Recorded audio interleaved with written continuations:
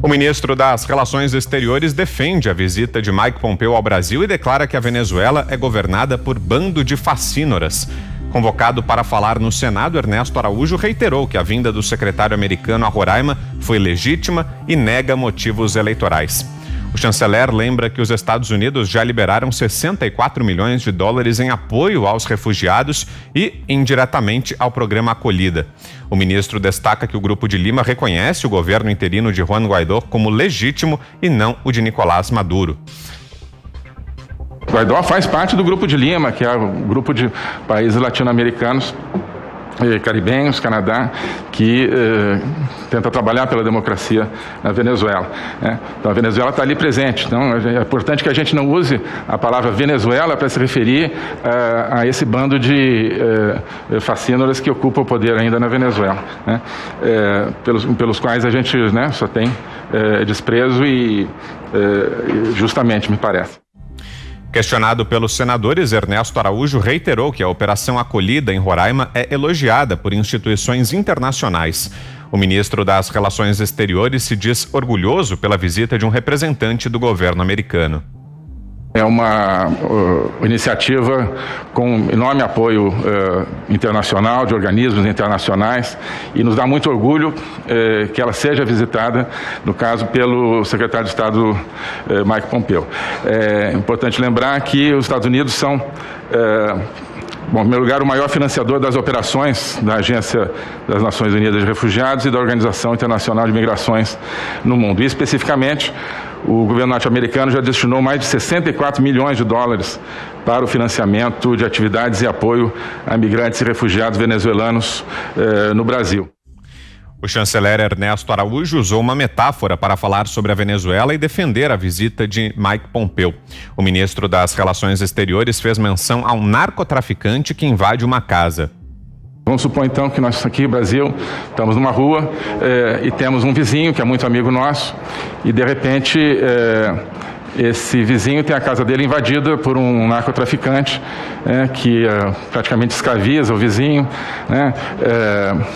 prende no porão o vizinho e toda a sua família e ocupa essa casa vizinha. E vamos supor, digamos, que um dos filhos do vizinho consegue escapar, vem para o nosso terreno, nós o acolhemos e então recebemos um amigo de uma outra rua que também é amigo do nosso vizinho e vamos falar dessa situação. Ernesto Araújo classificou como normal que em um encontro bilateral os chanceleres conversem sobre um terceiro país. Durante a sessão, o senador pelo PT, Rogério Carvalho, elevou o tom contra o ministro que tinha citado a corrupção nos governos de Lula e Dilma Rousseff. Então, Vossa Excelência, respeite para ser respeitado. O PT não é pária. E quando o senhor fala de corrupção, o senhor precisa explicar a corrupção na família do presidente. Eu acho que o respeito tem que se dar à pessoa, né? Eu não elevei a voz, como o senador Rogério elevou para mim, né? Então, não faltei com respeito com ninguém aqui, né? Eu que fui chamado de pária, o senhor é que me chamou de pária em volta. É o nosso governo, né? Mas num tom agressivo e com uma voz elevada que eu não usei aqui com o senhor nem com ninguém. Ainda sobre a visita de Mike Pompeo, Ernesto Araújo lembrou que republicanos e democratas nos Estados Unidos têm pauta única sobre a Venezuela. De acordo com o ministro, não faz sentido dizer que a visita do secretário era de cunho eleitoral em favor de Donald Trump. Começo com você, Zé Maria, tua avaliação, você que acompanhou de perto aí em Brasília essa audiência pública hoje no Congresso, como foi a participação do ministro? Tua avaliação, Zé? Olha, foi boa. Não era uma coisa fácil e não foi um mar de rosas, não. Isso porque o próprio depoimento dele foi requerido por bolsonaristas, inclusive aliados do presidente Jair Bolsonaro. O que aconteceu é que o ministro Ernesto Araújo levou Mike Pompeo diretamente para a fronteira Brasil-Venezuela, lá em Roraima, e aí rolou aqueles ciúmes, rolou aquela inveja, e você sabe que a inveja e ciúmes, elas são presentes em todas as grandes decisões da humanidade. e não seria diferente desta vez. Mike Pompeo não veio aqui para os salamaleques políticos, passar pela Câmara, cumprimentar o presidente, cumprimentar o Senado, visitar Brasília, e foi direto, e isso acabou provocando pruridos até na base governista. Por outro lado, também as indicações, 32 indicações para representações no exterior, inclusive o embaixador dos Estados Unidos, que falou ontem aqui nos Pingos nos Is, né? Embaixador da Argentina, embaixadores importantes, e só 2 mulheres. Aí já ganhou a antipatia da bancada feminina. Então, esse caldo ali quase levou o governo a ter derrotas em indicações para embaixadas, uma situação que nunca aconteceu.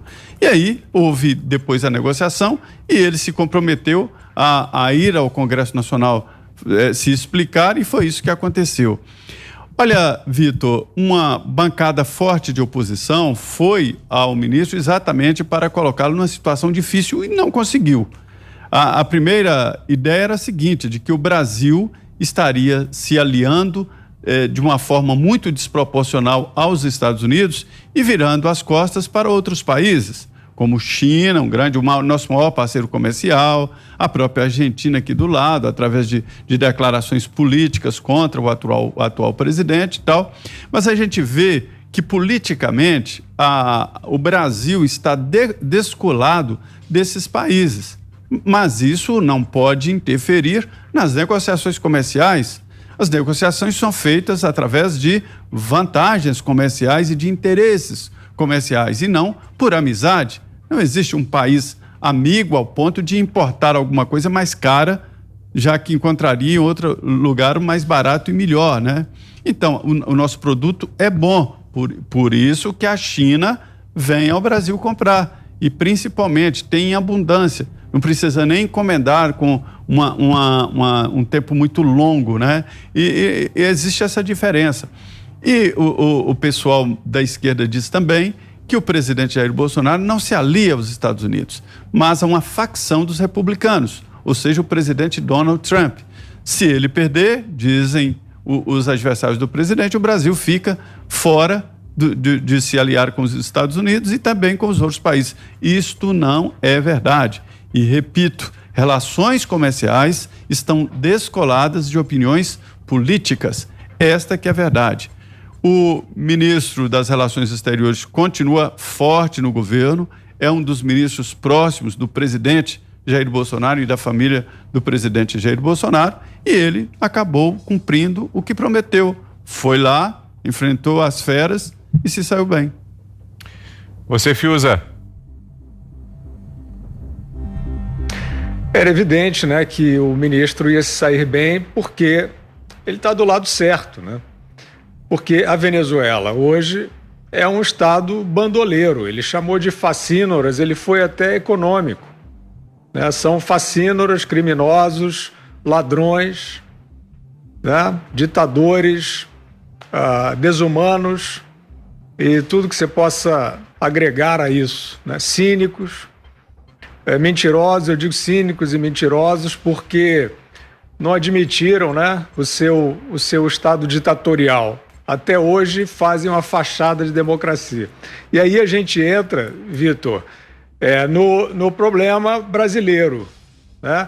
Porque tem uma parte aí, a presença do ministro no Senado em si é absurda para explicar o que não precisaria, justificar o que não precisaria de justificativa, né? Secretário de Estado americano em território brasileiro, o Brasil fazendo a aliança correta, diferentemente do que foi durante muito tempo com o partido daquele senador que deu um chilique lá, dá respeito à família do presidente, do Lula. Como respeito? O senhor pode provar? Não, está provado, a Lava Jato já provou todos os crimes de corrupção praticados pelo Lula, que enriqueceram sua família, enriqueceram seus correligionários. Está tudo provado, não tem que provar nada.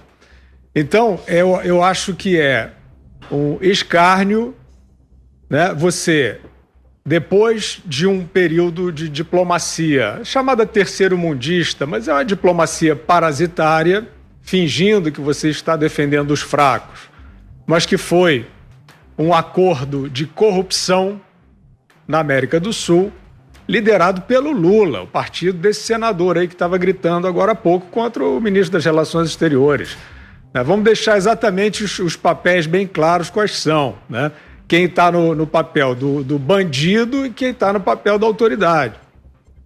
Então, não há dúvida sobre isso.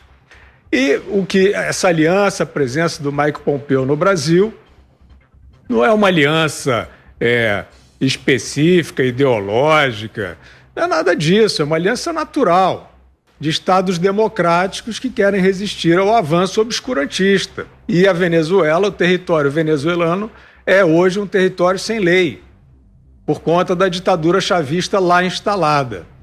Felizmente, ainda tem as pessoas que querem estar do lado da lei, montando uma resistência contra isso, porque lá entra de tudo, né? É base hoje o Estado venezuelano para todos os tipos de crime que você possa imaginar, porque não há lei, não há fiscalização, não há democracia, o ditador faz o que ele quer. E a Argentina está indo para o mesmo caminho.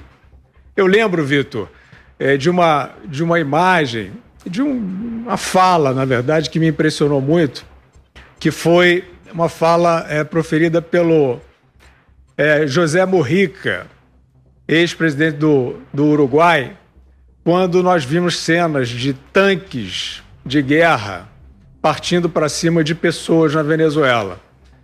E ele, o Mujica, que é um suposto símbolo de esquerda, o progressista, essa conversinha fiada toda aí, amigo do Lula, né? Disse que o Lula não tinha outro jeito se não meter a mão. Ele disse isso, né?